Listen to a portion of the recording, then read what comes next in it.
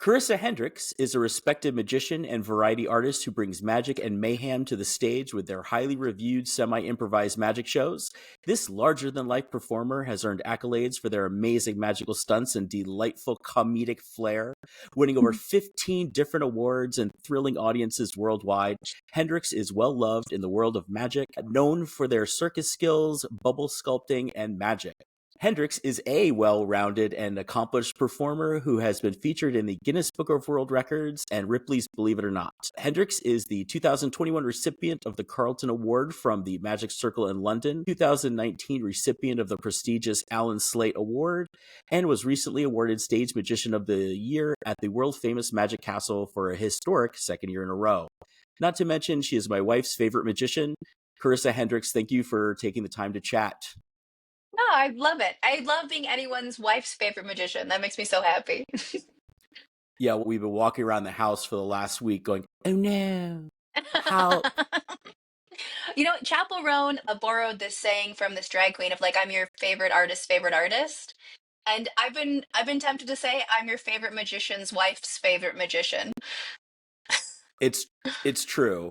I mean, 100% we'll get into your character work, but it's amazing to watch how you work a crowd. It's amazing. My kids have been asking if they could sit and watch, but I was like, no, you guys are too loud. So we're gonna have to. I'll let you watch after it's recorded. That's sweet. So I want to start with your early inspiration and kind of move forward. And so I have a quote from your website.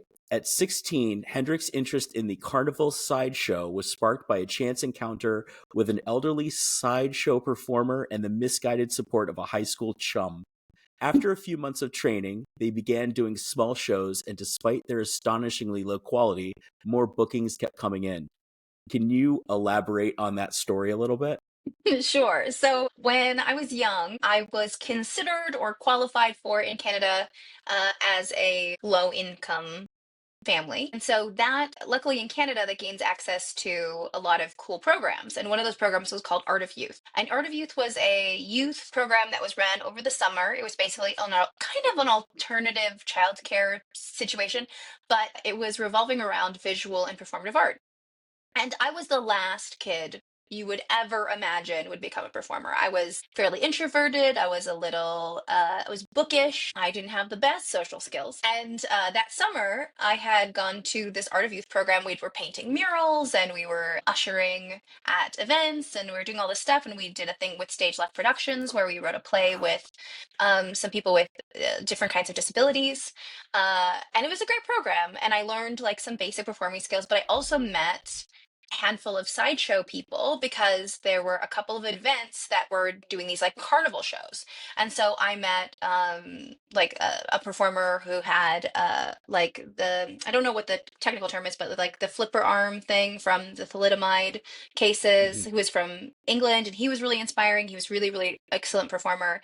And there was another gentleman in that show who had come from Europe, and he did like some other sideshow skills, and there was like amazing circus people. And when the program was done, I was so fascinated by this sideshow stuff because I had been watching it with like a magician's eye. Because I had grown up like really interested in magic and had tons of experience like inventing magic tricks. And so I'm watching it, trying to figure out how it's done. And afterwards, I went to go talk to some of the performers and I was like, yeah, it was amazing. Like the hammering nails into your face and all that stuff. Like I couldn't figure out the trick. And they both were like, oh, there's no trick. You just do it. And my brain was blown. My mind was absolutely blown. So later that summer, I also not worked for, but like volunteered at several other organizations. And I can't quite remember which organization it was. It was either Youth Week or Youth Volunteer Corps or some one of those organizations. I volunteered for like 1,000 of them. And they had a thing where you could like go help these elderly people with disabilities at their home, like do some things. And the person that I was assigned to was one of those sideshow performers. And he needed help because he had like quite bad arthritis. His fingers were all kind of wonky. He needed some help sorting out the stuff in the garage. And I'm moving things, and these are like big carnival masks and all this stuff. It's amazing. And he showed me a couple of tricks, and he gave me access to some literature. And it was enough to kind of get started. And another friend of mine at the time was also like kind of curious about that kind of stuff. So we started working on like fire eating skills mostly. And I was learning how to walk on broken glass and do other skills. And then in the beginning of October of that year, when I was 16. So keep in mind this time frame, right? Like I do this thing in the summer, I go back to school in September, we start hanging out and like learning this fire eating thing.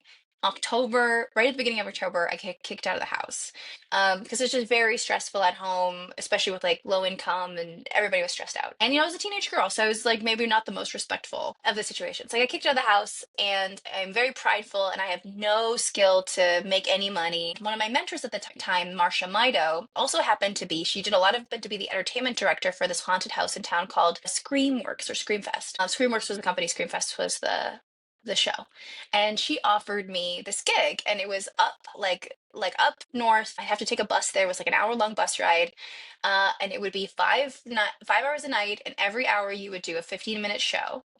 And so 5 shows a night for 28 nights for $50 a night. And for me at the time, that was more money than I could even imagine. And I needed money because I was now on my own. And I said, yes, I'll do it. Now, keep in mind, I have no real performing skills of any kind. Like I was sort of doing shadow cast work for Rocky Horror Picture Show, like they do the Rocky Horror Picture Show. And I would like mull around on stage. That was like the most experience I had, kind of, but like not really. I'd like a little bit done that, but not a lot of it. And so I start doing this thing, and I can eat fire, and I can do a couple card tricks, and this show is awful, like profoundly, terribly awful. But it doesn't matter because it's in a room with a bunch of carnival games, and it's really just something on the stage to fill the space. But failing that way, when it's like, hey, if I get fired, I can't eat, what was so motivating. And so I would go to school, and while should have been doing my schoolwork, I'd be like rewriting the show and coming up with new ideas. And by, day 10, that's 50 shows, it was fine. The show was fine. Not good, not terrible. And by the end of the run, the show was kind of funny and kind of good. And I learned how to do my makeup, so I looked a lot older. So people were like more receptive because I realized like, oh, part of it is that I look like a child and they're not sure of me. And I remember they had a couple magicians walking around, doing walk around in the carnival. And this magician comes up to me and he goes, wow, you're really talented. And it's crazy. Calgary's such a small place. I would have thought I would have heard of you. And I was like, oh yeah, just working, whatever. Yeah. So he goes, yeah, do you do balloon animals? Because we always need more people at Christmas. And I go, yeah, yeah, absolutely no problem. Never made a balloon animal. Barely even ever seen a balloon animal. Never walked on stilts. Barely ever saw a stilt walker. I have no idea what these things are. But I do have Google, and I need money. And I'm keep in mind, like I also have two jobs. Like I'm doing stock service at a pharmacy every morning. Like I'm at a drugstore, Wow. stocking shelves from 5 a.m. to 8 before school. And then after school, I'm working at a juice bar, and I'm still doing a full course load. And I'm also like trying to learn how to still walk. So I buy a bag of balloons because it's what I can afford, and I buy a pump. And I had no idea what the skill set was, right? Like I didn't know, I'd never seen people do balloons. So I'm like, okay, well, they're probably the most amazing balloon artists. So I look up like the big sculptures. So I look up like how to make a Mario and how to make a Pink Panther and all this big stuff and all these things. And I only have one bag of balloons to learn from because I have no money. So I watch these videos all the way through. I watch them over and over again. And then I let myself make the animal once because that's what I can afford. So I like make each animal once, and I study it, and I really study it. And I book a bunch of balloon gigs, and then I get book a stilt walking gig, and I'm like, okay, I can learn how to make stilts. So I look up how to make a stilt, and I realize that if you don't take the tools out of the Home Depot, you don't have to pay for them. So I grabbed a bunch of lumber at Home Depot. I paid for it. I built the stilts in the Home Depot with the tools in the Home Depot. So I walked in with like $40, and I walked out with a set of stilts. And keep in mind, I don't know how to still walk yet. I just made them, and I, strapped them to my feet in the parking lot, and I kind of figured it out. And I built a costume that I had to hand sew because I didn't have a sewing machine. And then I did a ton of Christmas gigs. And I walk in with like quite a nice costume, doing still walking, and I immediately book more gigs. But the balloon animals was kind of the real test because I was immediately a high level balloon artist. I had no people skills. And here's the thing, the balloons were not good. Like I didn't have a lot of, like I wasn't going fast because that's the skill. The real skill of balloon artistry is like consistency and speed. And I was doing none of that. But what they were noticing is I was making these big elaborate things. So they just assumed I was better than I was. And I was doing a lot of line work where you work with like 6 other people. So they didn't really, nobody really noticed that my line wasn't moving. They just saw I was making big stuff and assumed I was high level. So I booked a ton more work. And so very quickly, it took like 6 months. I was able to quit my job doing stock service for $8 an hour. I was able to quit my job at the juice bar, working for like $6 an hour. And I was just performing. And for me, it wasn't like, I want to be a performer. It was like, I don't have time to work at McDonald's. I don't have time to work for $8 an hour. I need to go to school. So I have to do gigs that are $100 an hour because I that's what I can do. And so I do one or two gigs every weekend, and it would be enough money to get me through the week. Uh, and I did that till I graduated. I did that after I graduated. And then I got a job at Boys and Girls Club and at this private school teaching, which is what I really wanted to do. But they didn't pay very well. So I kept performing on the side just to kind of supplement my income. And obviously, there was a moment when I was like, oh no, I don't think this is a part-time job. I think this is actually like the thing I'm good at. I think I'm supposed to do this. And it was hard because I love teaching. I still love teaching. But it was pretty obvious like I was meant for something. And it's hard to ignore that. Wow. Um, that's amazing. And you said earlier that you were looking at the sideshow through a magician's lens. Mm. So you were obviously into magic far earlier than 16. What was your So first memory of magic? when I was little, there were these like shows on TV in Canada, like Camp Caribou. I know that sounds like I'm making up a Canadian TV show, but that really was a show that existed. And they had a magician on that show, and I worked my butt off to look up who this guy was. If anybody knows who the magician who did tricks on Camp Caribou was, please put us in touch because I owe him so much. And then also Max Maven had a show in Canada called Maximum Dimension, and obviously like Copperfield specials and Doug Henning specials, and I watch stuff, and I'm like 5 or 6 or 7, and my dad's a computer technician. My dad's a really smart guy. He likes to build stuff, and he really instilled a love of building stuff and making stuff in me and my brother. And I remember watching these specials with my dad, and during the commercial break my dad would look over at me and go, hey, so how do you think he does that? And I would make up some crazy with strings and magnets and I would just go off, and my dad would go, yeah, I think you're right. And I was never right. Not once, not in 1,000 years was I right. But it was just so validating. And to me, it kind of taught me like, oh, these are knowable things. And like part of what magic is, because I loved magic, is just to like invent and figure things out. So no one bought me a magic kit. I didn't have a magic book. There was none of that. It was just I bought a deck of cards with what little money I had, and I would do card tricks at school. And I worked at the library. I was a volunteer at the library, so I would like hide different cards in the book pockets behind books, and then I would memorize like which books had which card. And I remember like slipping cards into people's pockets and then like revealing the card like and pretending I stuck in the pocket, or like getting my other friends to put stuff in each other's back pocket. Like there was no method. My method was I was a spy, and I just like completely insane, and everyone's like, whoa, crazy card tricks. And then hilariously, like at like 15, I think it was, I finally found a couple books on magic at the library, and I was like, there are books on magic this whole time? These guys are making everything up from scratch every time? This is ridiculous. I was livid, absolutely livid. And then someone bought me like a real magic book, like a one of those like encyclopedia things, and I just remember being like so upset that I had wasted all this time. So I had always been interested in magic, but from that perspective of like magic is something that is a puzzle. Magic is something to know. And so when people, I think a lot of magicians are a little bit uncomfortable, or like they don't like people who come to a magic show and try to figure things out. But because I was that kid, I'm way more sympathetic. I just posted, I'm doing fairly well on TikTok right now, and they were like, the audience was like, we want magic videos, we want magic videos. So I posted a magic video, and there's not a lot of comments like this. Like there are 600 comments saying like, this is so fun, and there are 2 comments saying like, oh, I saw the hands do the thing, and I posted on both of them like, good eye, well done, because that's what they want, and also that was me. Like I would have killed my own cat to have a magician go, you did it, good job. So I have no reason not to validate them. Like they are enjoying that for a different reason. And also they're being very respectful. They're not saying like, well, here's how it was done. They're saying like, cut. They're just like sort of talking in code. And I'm like, okay, I'll reward that behavior. Like that's kind of cute. So it doesn't bother me. That was very much who I was. And so by the time I saw a sideshow, my only context was magic. So I thought, oh, this must also be magic. And then it super was not magic at all. Yeah, speaking of fire eating, you how did it come about that you have the world record for holding fire between your teeth? And and also as a dentist, I have to ask why. Oh, it was bad. I'll tell you what happened, and you'll be, as a dentist, you'll be like, you shouldn't have done that. So I was 23 at the time, 23. And I've been working as a sideshow performer. My act was mostly sideshow, had a little magic in it, and I did a lot of like walk around stuff. And I was doing really well. So, but you got to keep in mind, like by 23, I've been in the industry now 9 years, right?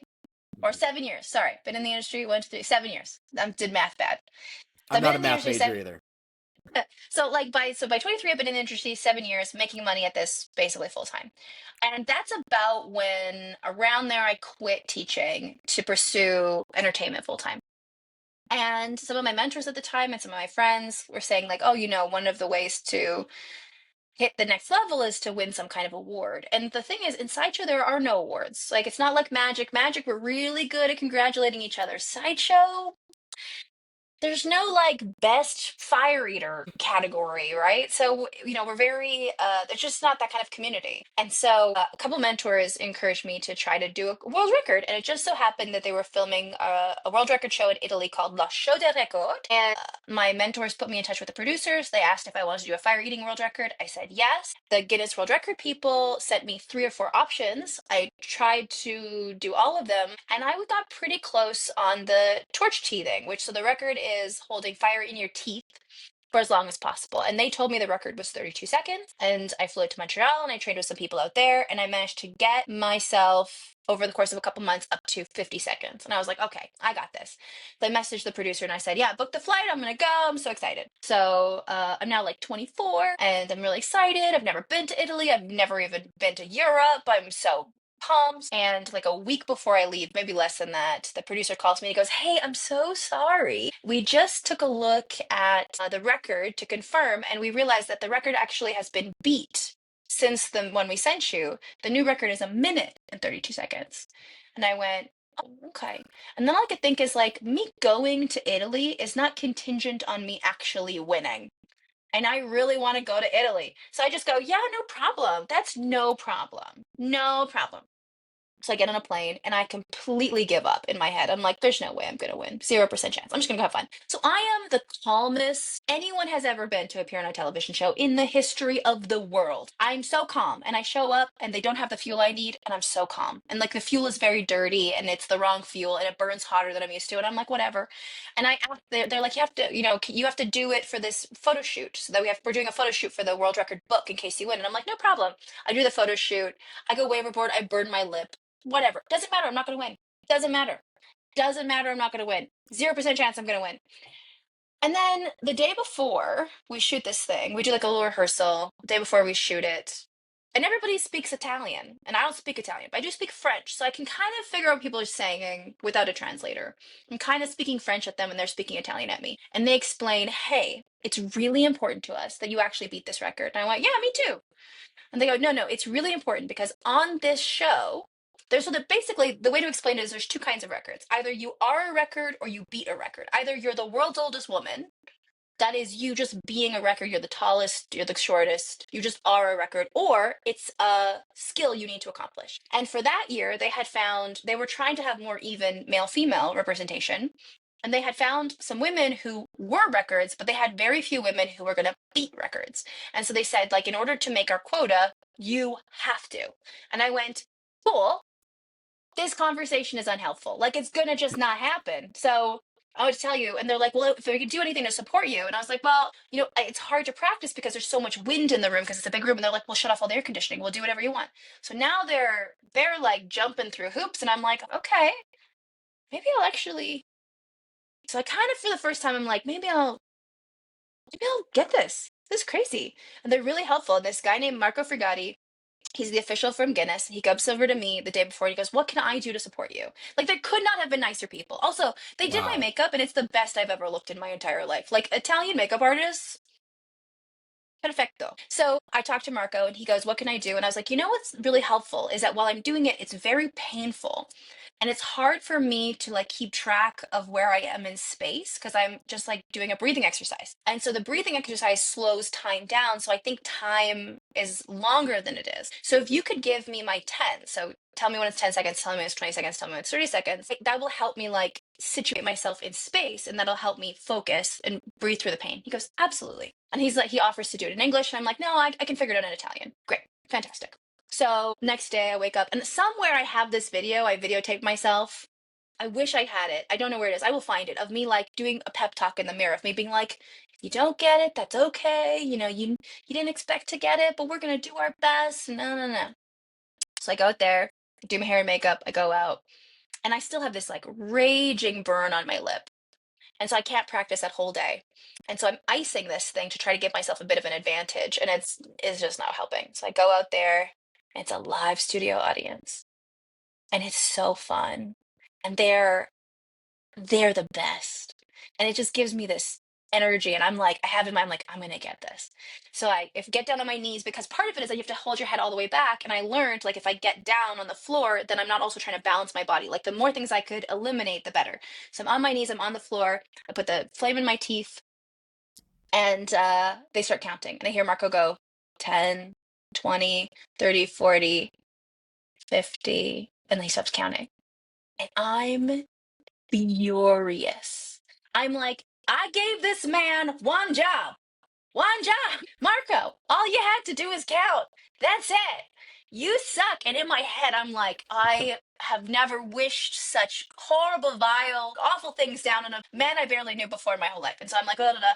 So I go as long as I can. And then I think I'm going to go until the pain is more than I can handle. And then I'm going to count 3 seconds.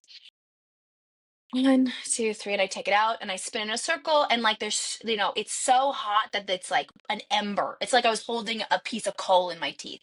It's so hot. And I spin in a circle and this like trail of smoke goes, and I trying to present myself because now they have to do the after thing. And so I'm just smiling, and I'm in like crazy pain. And I'm just thinking like, I know there's medical help at the other end of the smile. And now I have a little thing in my ear because I don't speak Italian, and so they have given me a translator to translate things. And so, which means I find out everything like 10 seconds after they say it. So at one point they go, "Isn't she beautiful?" And I just go, and then I hear that that's what I'm agreeing to. Like, "Yes, I am beautiful, so beautiful." And so then I'm just smiling, and I'm trying to give my best, like Miss Congeniality, like, "I tried my best" kind of smile. And then I hear them say, "A new world record is set at 2 minutes and 1 second." And I lose it. I lose it. There's a video somewhere of me like jumping up and down and screaming and like, and I remember I'm on national television, I'm like, and I kind of straighten myself up. And I've become friends with they had like some of the Harlem Globetrotters were out there, and like the boys were backstage to give me a big hug, and the medical crew checked me out, and it was so great. And I got a medal. They put a medal on me, and I got a big certificate, and it was like, ah. And I was in the book for 2014 that year, like the world record book, like big picture of me on the opposite side of a picture of Penn and Teller. It was crazy. And it really did change my life. Overnight, I became so bookable. I came home, and once we were allowed to announce it, I was in the national newspaper. I was on television every day, and my business just skyrocketed. And I had to hire an assistant. Like, we couldn't keep up with the bookings. And, like, genuinely, overnight, my life was completely different. But I had this money from the World Record Show because they also pay you to do the show. And I thought, I have this extra money. I've never had extra money. What should I do with this extra money? And I've always wanted to do more like theater training, but I just didn't have time. And so there was this program in Calgary called One Yellow Rabbit Lab Intensive, which was this like 3 week theater intensive with this like avant-garde theater company in Calgary that's really well respected. And it's this crazy program. And the and it's like one of those movies where they're like, "Oh, we need $2,000 to save the old barn. Hey, look at this poster for $2,000." It was like that. Like the exact money I got from Italy was the exact tuition for this thing. And so I'm like, "Okay, I'm just gonna plug my phone in because it looks like it's gonna die." Okay, there we go. Oh And no. I know. So I apply for this program, and I'm immediately rejected because I have no training. I have no training. They're like, "You're gonna be so far behind." So Denise Clark, who runs it, calls me and to like tell me to like explain why I'm not and welcome. And I'm like, "Okay." So I'm already kind of like, "Okay, that's fine." So she calls and she's like, "Well, explain why you want to go." And I said, I got into entertainment as like to feed myself. And in the last 10 years, it has gone from a thing I do to not die to like a thing I really want to make art with. And in the meantime, I had gone to art school on the side. Done, a program at the Alberta College of Art and Design as a visual artist, but I also trained in some performance art techniques at art school. And I was like, I think I'm missing the component where like I understand how to communicate through my work. And Denise goes, okay, we have a spot for you. And I was like, yeah, I talked her into it. So I got to go. And it really did change my life. And one of the things Denise does every morning, I know I'm talking so much, but you can edit this. One of the things Denise does every morning on this No, no, no. program, It's awesome. okay, good, is she looks at each student individually. And she looks you in the eyes and you takes a beat and you're not supposed to respond out loud. She goes, and who are you now? And it's so profound. And you just think about it like, who am I? Because that's part of what an artist does. An artist goes, who am I and how do I communicate that? And very quick, like I didn't have an answer for the first week. And then week 2, my brain started to say, I'm a magician. And I was like, oh, that's weird. I don't really do a lot of magic. It's weird that I'm thinking that. It's super weird. And then I was like, I'll think something different tomorrow. And then it wasn't different. And it wasn't different. And it wasn't different. And it wasn't different. And it wasn't different. And for 2 weeks, my brain was like, you're a magician, dum dum. And I was like, okay, great.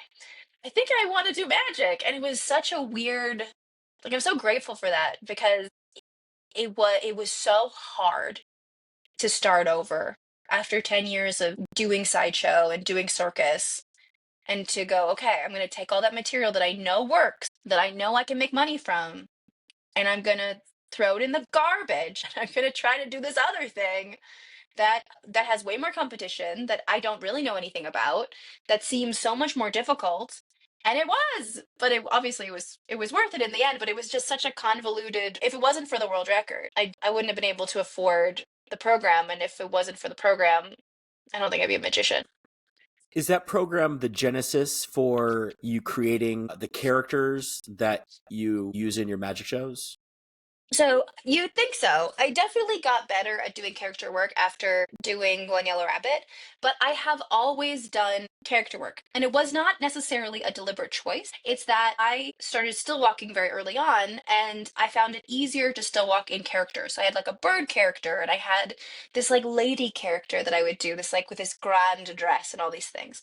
And so still walking is inherently sort of a character driven art form. And I really liked that about it. I liked that I could do like character work. And so that was a good way to practice because you're also on stilts, so you don't have to be super great at character work. And then I kept adding character elements to everything I was doing. So like the sideshow character evolved, and I would be very different in my kids shows. So then I had this kids show character I called Dee Dee, and it just helped to like define everything by giving them separate names. But also it helped with the marketing because nobody wanted to see like me do these crazy fighting shows, and then they didn't want to hire me to do kids shows. So having different brands was really good for continuing to work. And then once I started doing stuff like One Yellow Rabbit, it was like, oh, this is character work. And so I always did it, but it didn't have any richness. It wasn't quite as deliberate or specific. And then after doing a little theater training, I was like, oh, I should dig deeper into this. And then I started doing things like I went to Cadabra.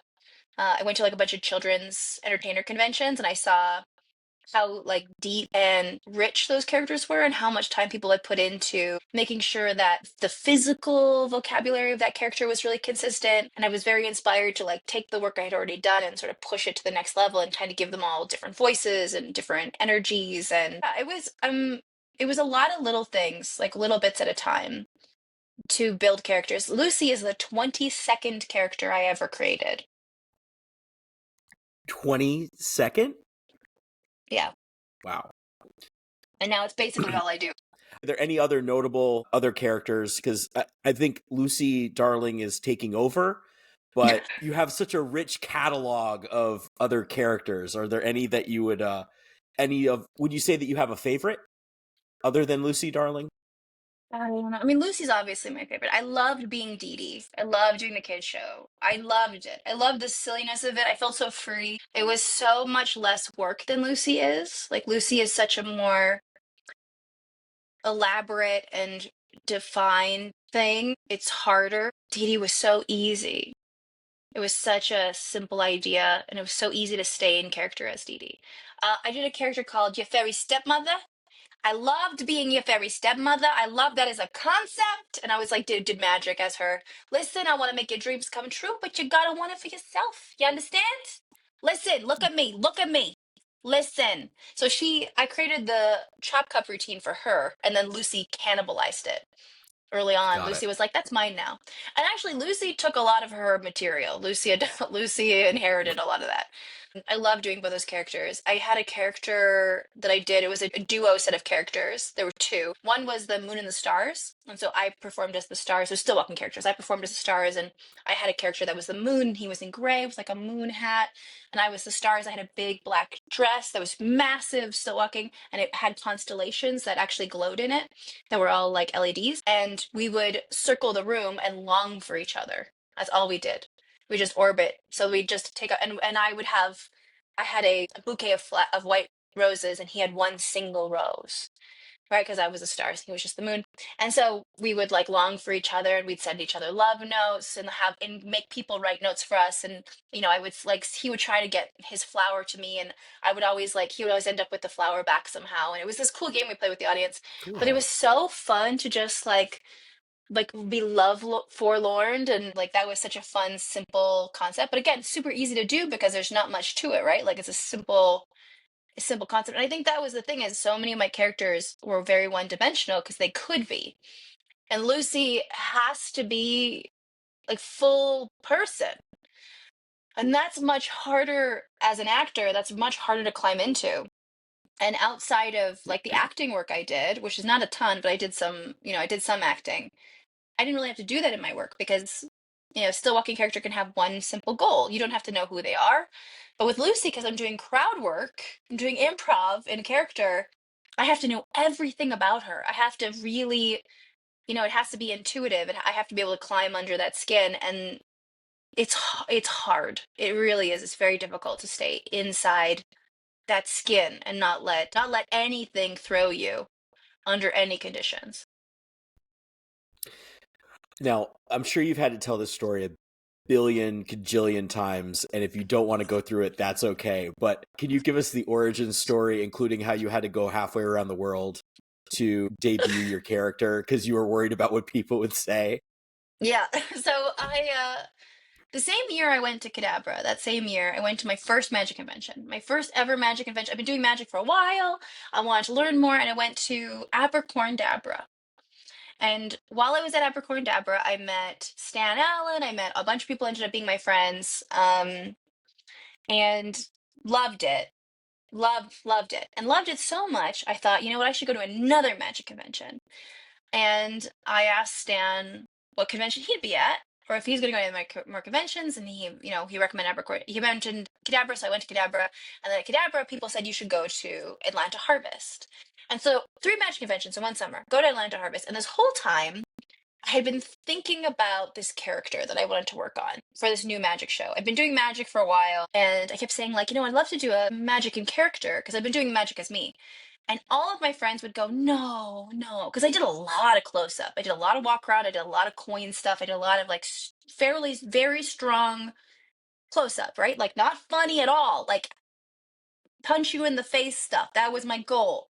Did a lot, worked my butt off doing a lot of like weird stuff where things would, anyway, it doesn't matter what it was. Crazy things. And people loved it. And so my friends were very encouraging, like, no, keep doing that. Like, keep doing the knuckle busting stuff. People love that. The character stuff is all very vapid, and it's, just do what you're good at. And I was like, okay, okay. I get to Atlanta Harvest, and Zabrecki's there. And I'd never seen Zabrecki, never even heard of him. I had no idea who this guy was. And I saw the act, and I was like, good God.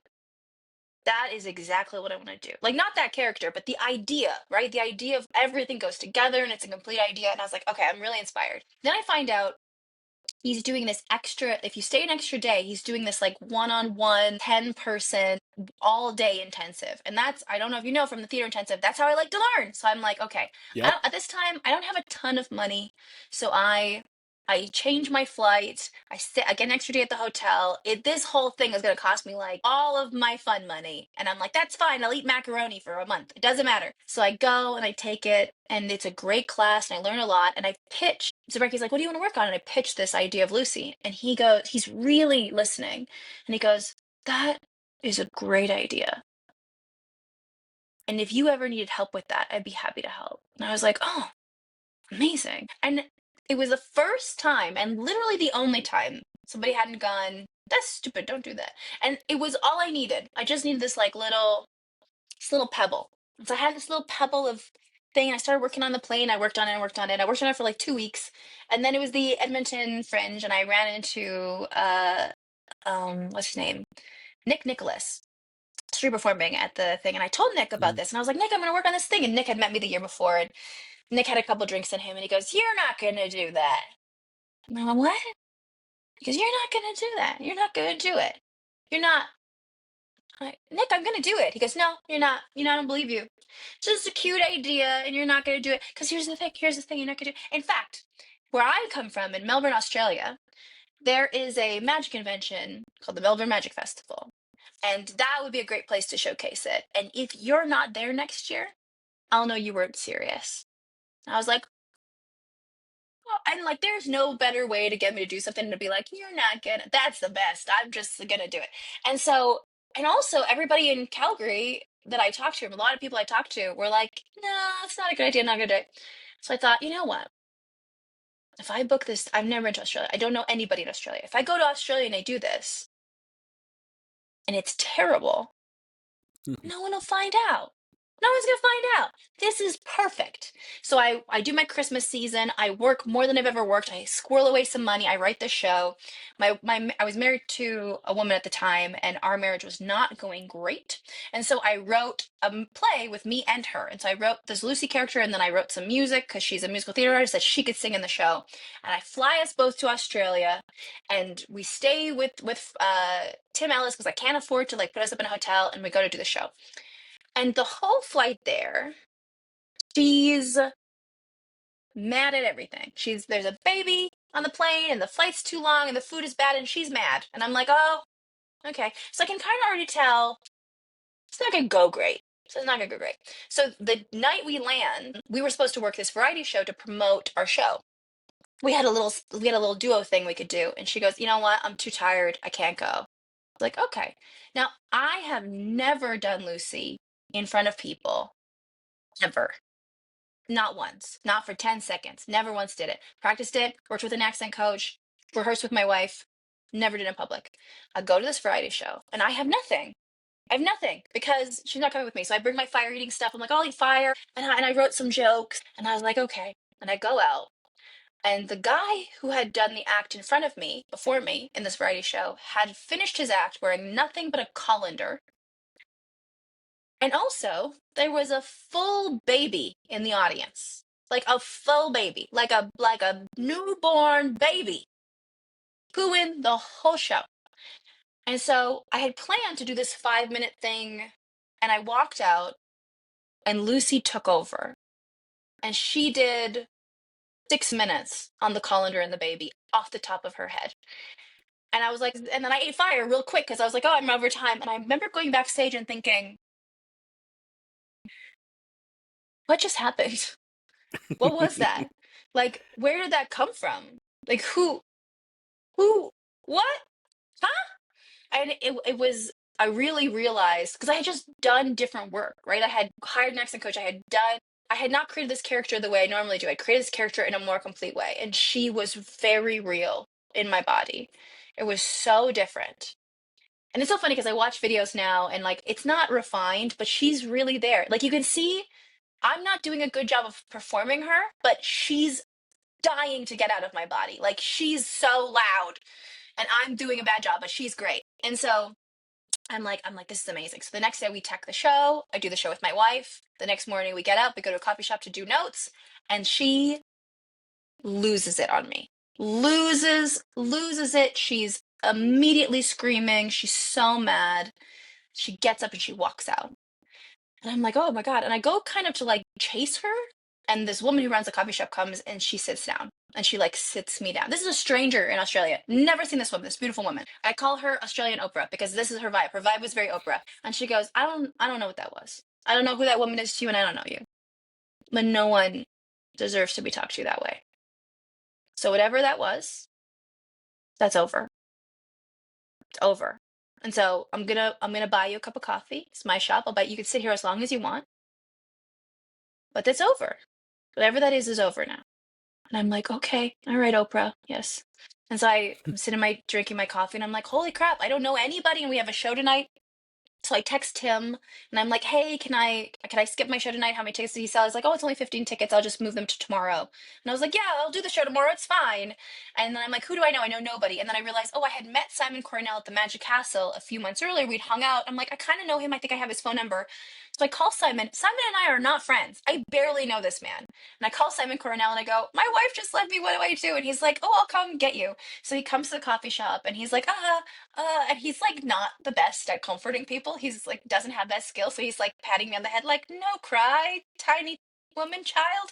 And then he just goes, he's like, and I'm like, "I have a show tomorrow," and it's like an actionable thing. And he like attached. He's like, "Okay, you have a show. You're gonna do the show?" And I went, "Yeah, I have to do the show. I mean, I have to make money to get back to Canada, and also I also booked a bunch of fringe festivals. So like Melbourne was the first in a tour we were gonna do of like fringe festivals through Canada. Like I'm screwed. I have to do the show."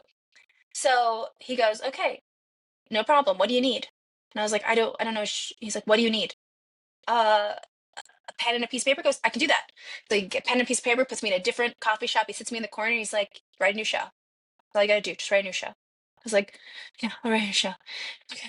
So I write a new show, and I don't have enough material because I only have what I was half the show. So I only have half a show. So I can do my material. And so I'm writing extra jokes to like fill out the material. And then I was like, oh, I'm still like 10 minutes short. You know what? I'm pretty good at crowd work. I did it on the street a lot as a street performer. I'll just do crowd work. Fine. Amazing.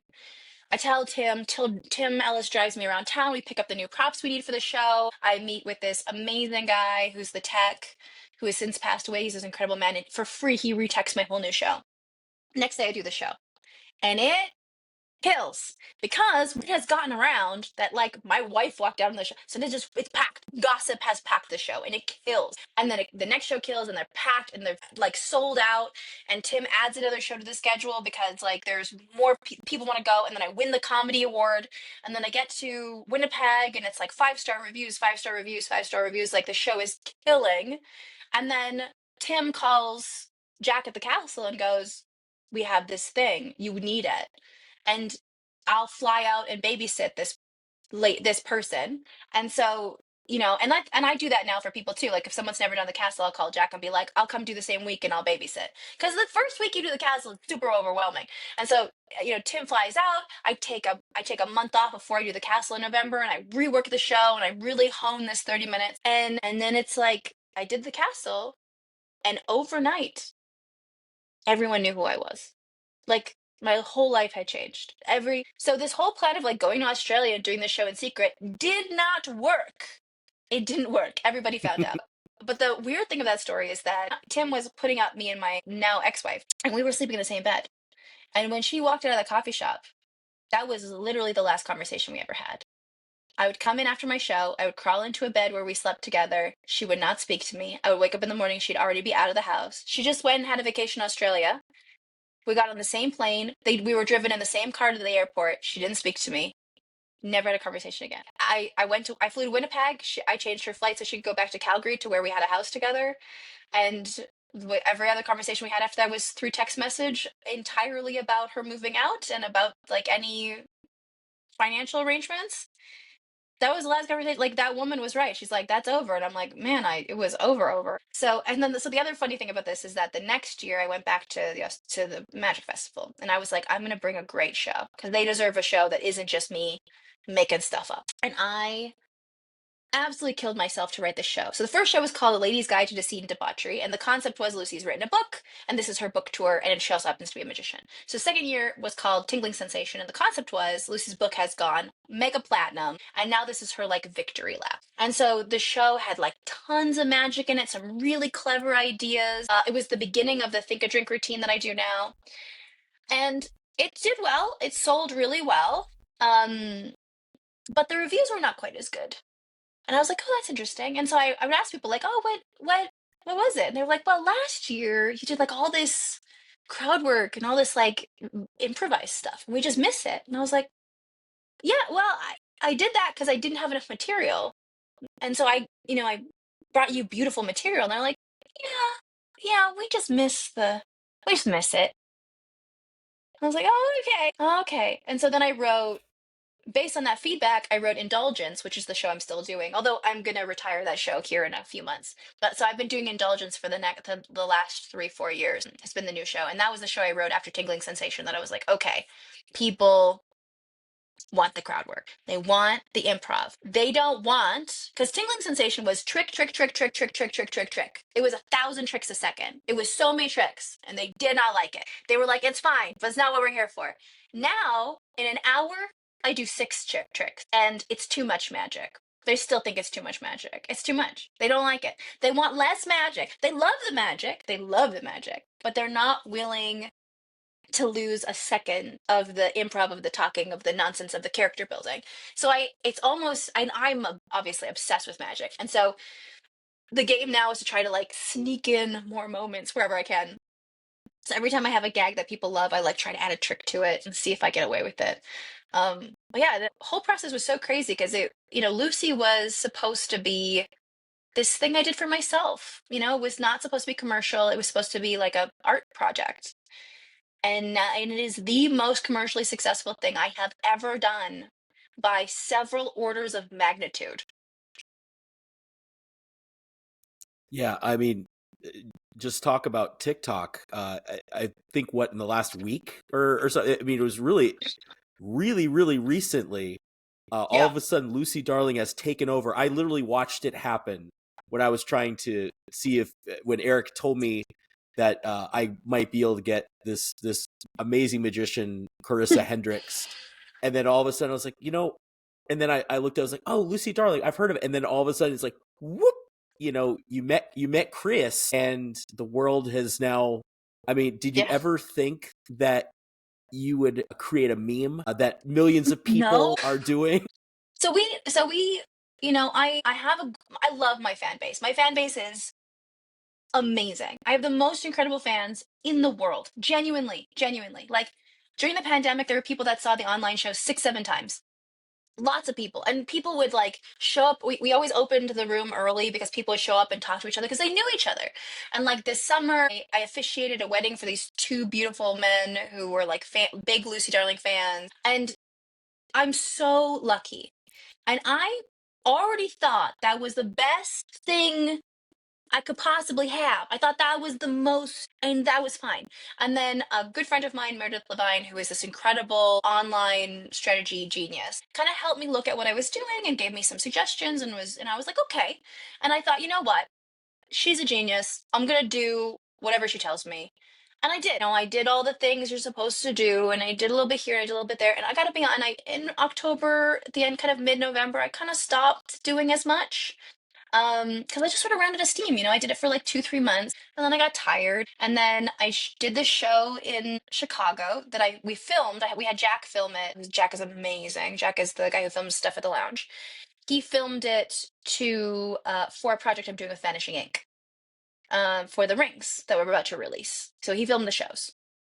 And I had mentioned to Jack that I was doing this online thing, and so Jack edited this like cute little the first Chris video for me. And I messaged Andy Gladwin, and I was like, "Hey, do you mind if I post this early? Like, it's just a cute little Carver clip." And Andy was like, "Anything we could do just for you, absolutely." And I posted it, and I had 1,500 followers on Instagram.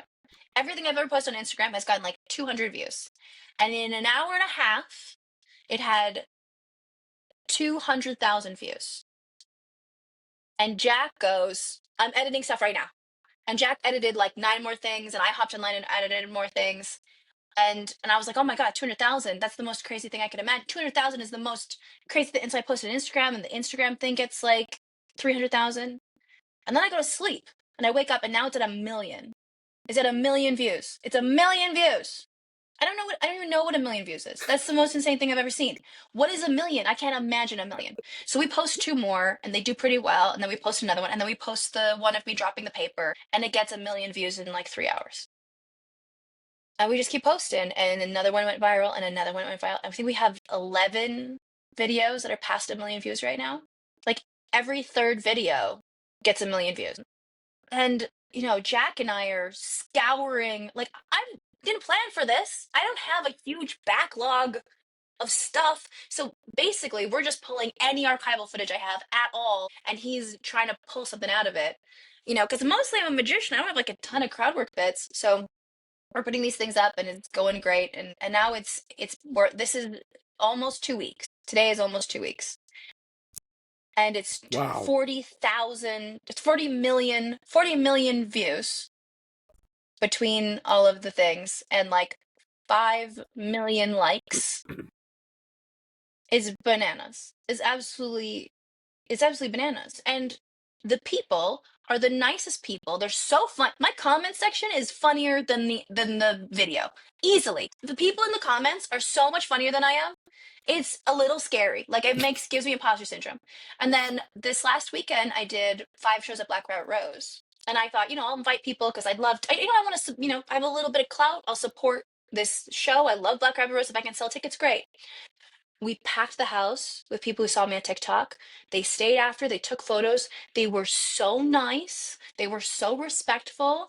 They were so funny and like just genuinely beautiful human beings. One of them was this like, I think she's like a postpartum doula, and she was like, yeah, I've had a bad week and they brought me so much joy. And I'm like, try not to cry because I have another show and it's gonna ruin my makeup. Like it's been completely out of control. And I go to sleep and I wake up and there are 300 comments for me to like read and answer. And I really try to read and answer as much as possible because like it matters to me. It matters to me that these people are being so supportive and so lovely. And I want to read them because they're funny, they're great, and they notice things, and they really appreciate it. And there's stuff I do in the show that doesn't really get a laugh, but I think it's really clever. And it's amazing how much the TikTok audience, those are the things they talk about. They're like, oh, that line's really clever. And I'm like, oh, these are my people. They get it. Like, they get it in a way that, like, no live audience will ever be able to get it because it's just so subtle. And they're kind of, yeah, anyway, it's got a life of its own. It is scary. I'm a little scared, but I am very positive, and I'm just gonna keep posting stuff. We've got like another 4 videos before I'm totally out of content, and then like, maybe the internet will forget I exist. Who knows? We're doing our best. Well, if anyone approaches you to do a Bitcoin, I would say probably don't do that. Yeah, luckily Haktua has taught me the ways. Also, I know my history, and I remember what happened to the tulips, so I probably won't be getting into Bitcoin myself. Oh, and also, if you ever get a podcast, I want in. Well, I had a podcast with Kayla for like 4 years. Is that on your YouTube or is it on Spotify? Where can we find Well, that? I think it's on Spotify. It's called Shazam. I only did it for the first like 2 years with her, and then she kept doing it on her own. It's a great podcast. It's like about feminism and magic, and like magic from a feminist perspective. I couldn't do it after the pandemic because we did the online show, and it was always Kayla's baby anyway, and she did such a good job. Like, she really didn't need me. She did such a good job without me. But it's a great little podcast. We're super cute. Awesome. How long before I can buy a T-shirt with a picture of Lucy Darling saying, "Oh no, help"? Honestly, the comments are begging for swag, and I do have swag. I've got posters and stuff, Merch. merch. The problem with merch is that you have to live somewhere to ship it out, and I don't live anywhere. I don't have a home base. So I gotta talk somebody into doing the shipping work for me. So give me a minute. I'm gonna need to build some infrastructure.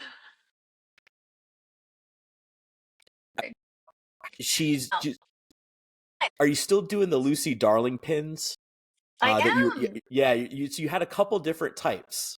Yes, there's And when three. are we going to be able to get those? So okay, so the gold one I have to hand to you. Those are special. The silver ones you can purchase. The rose gold ones are for some. I can hand the rose gold ones. I'm a little not as picky on. The rose gold, usually with the rose gold, is you have to have been in my show. Like, I have to have helped in the show, and then you get a rose gold one. When I started running out, I just gave people whatever was left. So some people with silver ones did not pay for them, but very few. But mostly those are the rules. And so I managed to get the pin guy. My pin guy is amazing because the thing with these pins is I don't know if everybody knows, but the hair of Lucy, it says Lucy Darling in the shadow of the hair. And it's so tiny. I'll find you one. Hold on. There's one in my bag. Let me show you this. It's the best thing I've ever done. I am a genius. Okay, so in the it says Lucy Darling in the shadow. And we had a lot of trouble finding somebody Amazing. who could do work that refined. And he's great. And so I do like 200 a year and they're gone by the end of the year. So there's about 40 Amazing. left, but we'll do another Oh, order. The good. stickers are good, the posters are good. My favorite thing that I ever made though, and we still have a handful, are the fridge magnets. Do you know about these magnets? No. These are the best. So you remember when we were kids, they had all those like dress up dolls where you like unfold the doll and then there'd be like paper dresses where you could like dress up Of the course. doll, Yeah. the paper doll. So I did a set of fridge magnets like Yeah. that. So it's Lucy, and then it's all of her most iconic dresses from the first Oh, 5 years of her career. So there's the dress I wore during the online show. There's the blue dress that Pam Thompson picked up for me. There's the dress from the original Lucy show. There's the dress from the first time I did the Magic Castle. And they're all there and you can dress her up. And there's like a little rabbit. And like the rabbit is the exact right size where you can kind of put the dresses on the rabbit too.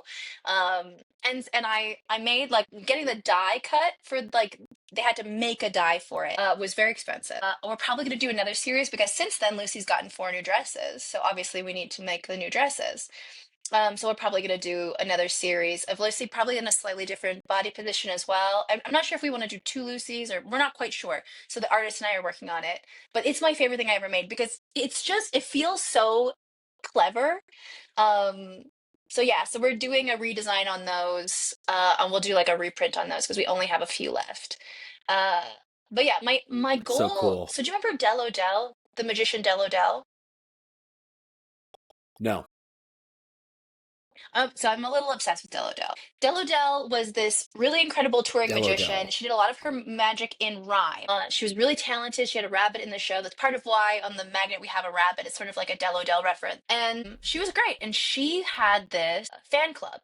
And you would pay like a quarter or whatever at the time was a reasonable amount of money, and you'd get a little gift every month. And I'm obsessed with that. And so I have like kind of sneakily been making like one cool new thing every few months because I'm an artist and so I try to make stuff. But I want things to be cool. Like I don't just want garbage. I want it to be like really cool swag that's like really unique and special. Like the posters are of a painting I physically painted, right? Like I want things to matter. And the goal sort of in the back of my head, which is a little bit secret, is that I want there to be 12 things so that there could be like a fan club and then you sign up for the fan club and you get a new cool thing every month, because I love the idea of like there would be a version of the pin that you could only get from that. There would be posters, but they would be limited edition posters where they were like printed differently, or there was like an Easter egg in them. And so it'd be the stuff that already exists, but it would be like special versions of it that are just for the mailing list.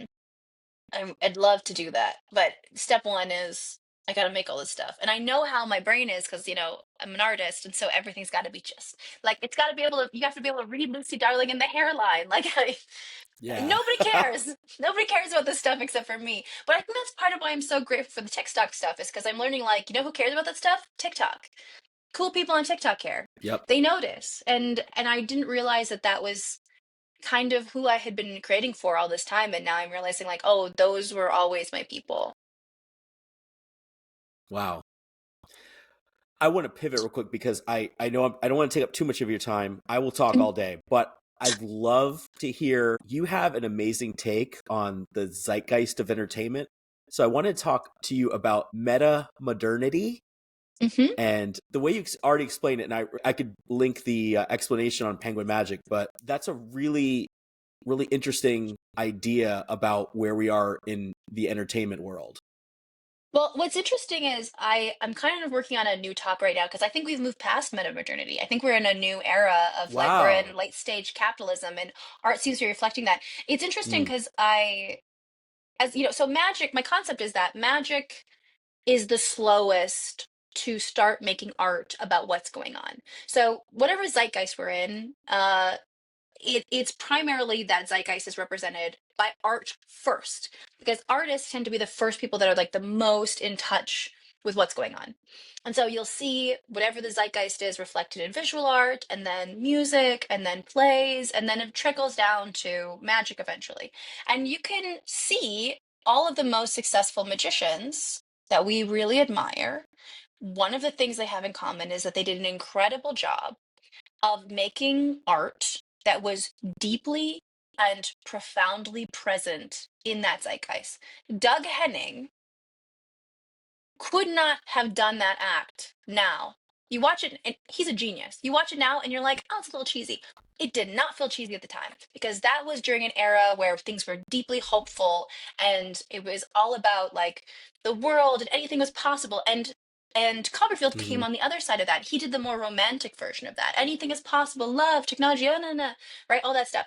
Then you get Penn and Teller, the bad boys of magic, and they're edgy, right? They're that like cool 90s, like too cool for school kind of vibe, and they're hip and they're making interesting art, and they're part of like that zine culture energy, that's who they are, and they're rock and roll and it's different. And then you will move into like later in the 90s, you get David Blaine, and David Blaine is like, we're coming into an era where things are we've moved away from hopeful, and we've become a little bit sarcastic. We've become a little bit like unsure, and we're kind of like, screw it, who cares? And Blaine is like a perfect representation of that, right? Because he's too cool for school, and he's got that Keanu Reeves like almost emotionless thing, and we love that. Like that's perfect of that era. And so you can see kind of the people really hitting this correct tone. And so this is something they should care about for two reasons. One, a lot of people want to be famous. That's not me. I'm not one of those people. I don't necessarily think that's a great thing to want.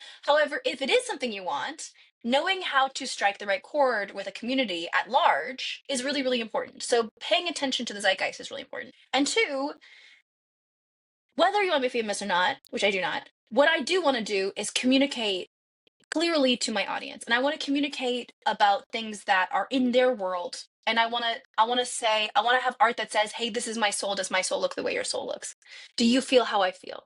Like, I want to make art, and part of the way we communicate is by speaking the same language and by knowing what the soup we are making this art is. And when I did that talk, you could argue that we were moving into a phase of metamodernity. And what metamodernity is it's a little bit up. So modernity and postmodernity. So when I was talking about like Doug Henning and Copperfield, that's modernity. Hopeful, excited, no, no, no. Post-modernity is a little sarcastic, little like, well, it's not going to work out. Things didn't work out.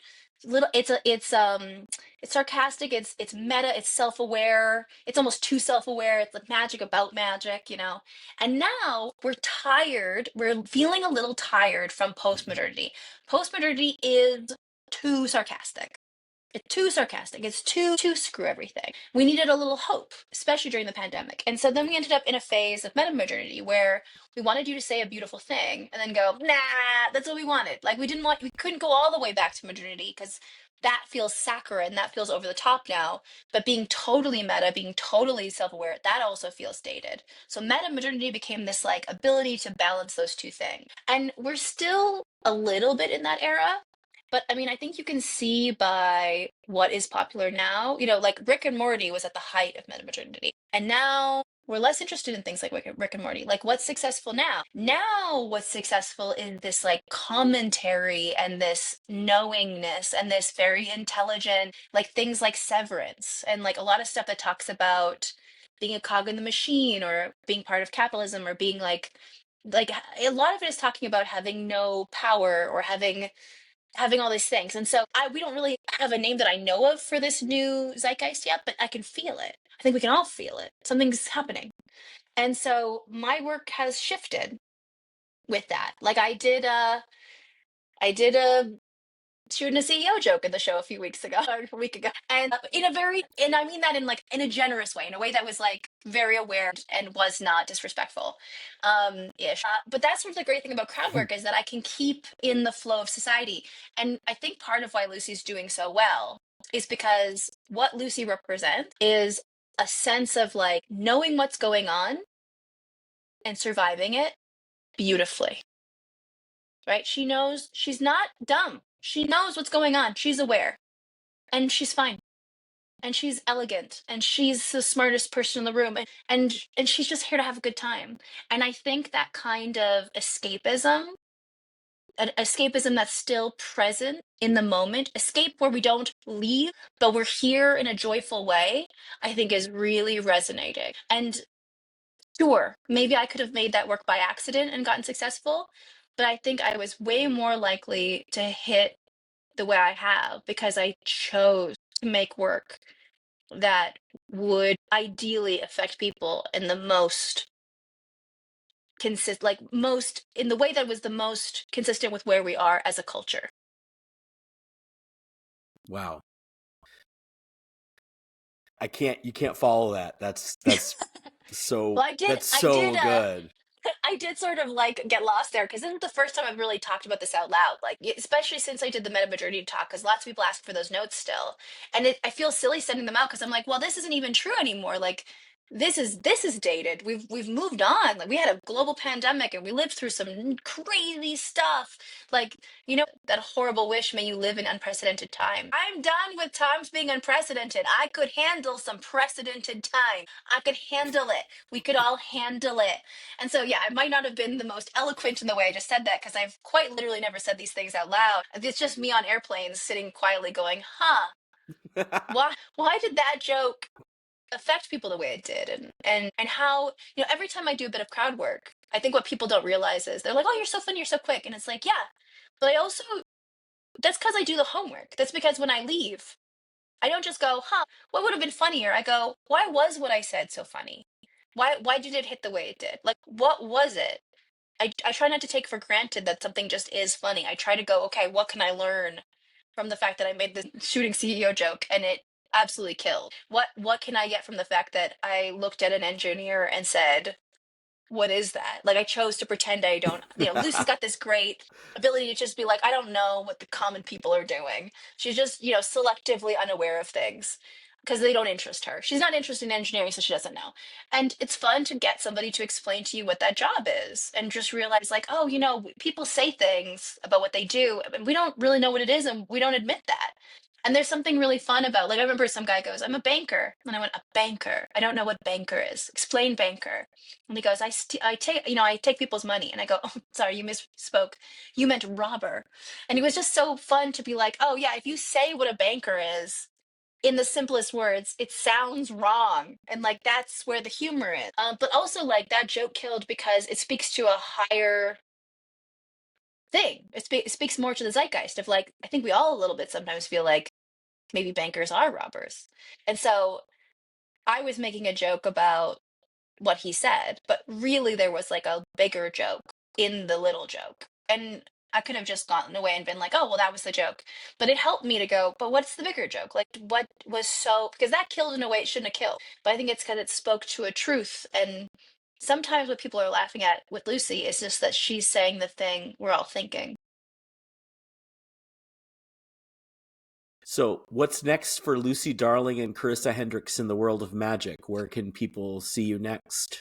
I will be posting my touring schedule to the best of my ability on January 1st. So you certainly see me on tour. I'm going to keep trying to keep this TikTok thing going. I'm learning how, and I'm learning it's hard. So certainly go there. I think, TikTok might get banned in a few weeks. So I'm also moving everything over to Instagram and YouTube. So those will be fun, and follow that adventure because I'm I'm I'm gonna be as surprised as to what happens as you are. I'll tell you that right now. Fantastic. So, thanks again, Carissa. You're amazing. You're an inspiration. Thank you for being on with us. So, thank you for spending time with us. And I think that was really, really enlightening. Yeah, happy to do it anytime.